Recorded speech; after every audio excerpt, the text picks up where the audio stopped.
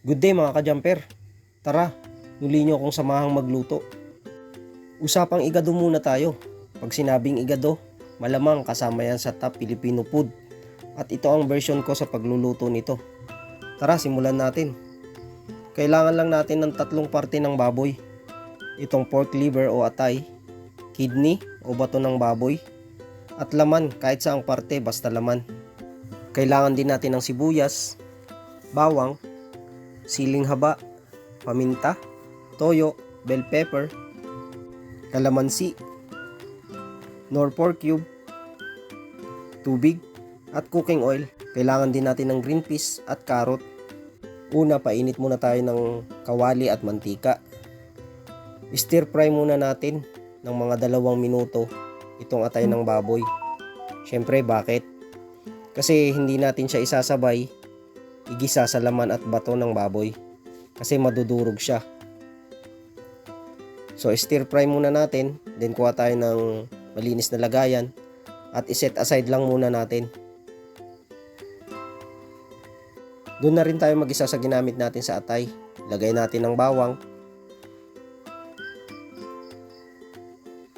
sibuyas,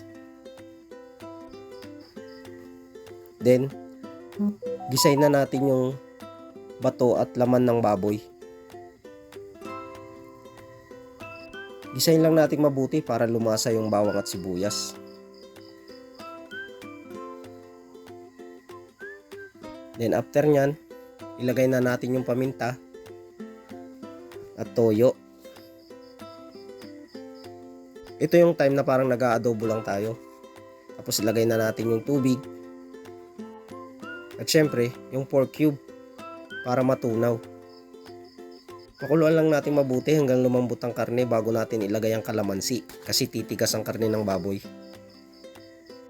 Then isunod lang natin yung green peas, bell pepper, at yung carrot. Mix lang natin para pantay po ang pagkakaluto. Then isunod na rin natin yung sinet aside natin na atay ng baboy. After nyan, ilagay na rin natin yung siling haba. Pakuluan lang natin hanggang maluto yung mga gulay. Ganun lang kasimple mga ka-jumper. Add nyo na po sa recipe nyo. Tsak magugustuhan po ng buong pamilya. Paano mga ka-jumper? Tara, kain tayo. Marami pong salamat sa panonood. Please share po at pwede po kayong mag-comment. Thank you so much. God bless.